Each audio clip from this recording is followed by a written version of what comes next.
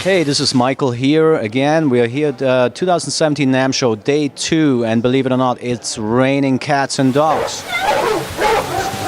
So we're here at the Hughes Kettner booth, upstairs, level 2, if you want to come see us. It's booth number 210B. I'm here with Ilan Rubin. Me and Ilan met on the Alice in Chains tour, and he was performing with his band, The New Regime. That's where we met.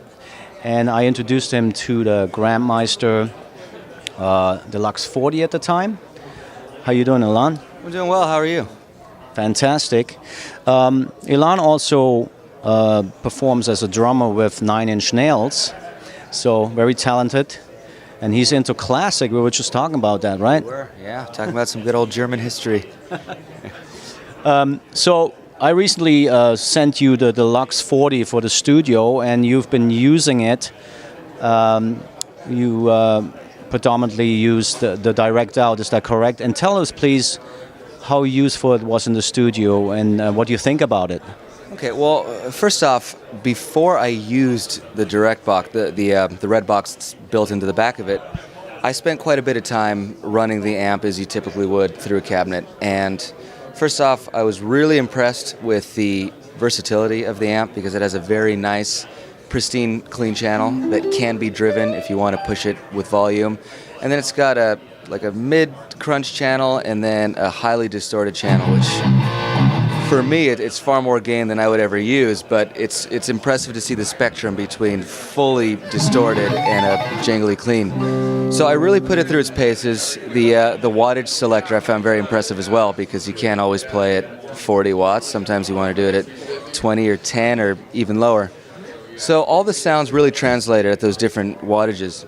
But at the end of it, I decided to plug it in directly to a preamp, open it up in Pro Tools, and I was extremely impressed with how good it sounded. And I felt like it was the perfect middle ground between somebody who wants to play through an amp and doesn't want to record or can't record and does not want to use software, because the sounds that you hear through a cabinet really did translate perfectly. And you have a couple of settings that you can switch there, but I was expecting to hear a very isolated, somewhat dull sound because you're used to hearing a live amp and then you plug it directly in, and it really maintained all that character.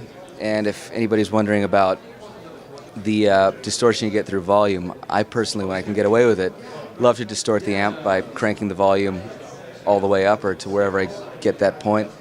And this distortion was increasing, but the volume was never out of hand. It wasn't clipping. So basically you could crank it all the way up and it would still be coming in at a nice level, but as distorted as you intended to do it if you were running it through a cabinet. So as I said, I mean, more concisely, I just think it's perfect for the amp user, somebody who doesn't want to let go of the amp, somebody who doesn't want to use software. You can literally dial in that sound, and then when you're ready, take that amp and go play it live. So it just seems like a great gap between two things, and I just say I was extremely impressed with it. Please tell us, where can we find some more information about your projects, your band, and activities? Well, the name of my band is called The New Regime. It's my solo endeavor. On album I write, play, and sing everything, and then put together the band live. You can find music anywhere you can find music. iTunes, any online distributor, it's all there. Everybody knows where to find it. But yeah, Twitter, Instagram, it's The New Regime, spelled as it is, or my personal account's Ilan Rubin, and it's all there, really. All right, fantastic. All right. Thanks for watching today, and please check us out on HughesandKettner.com.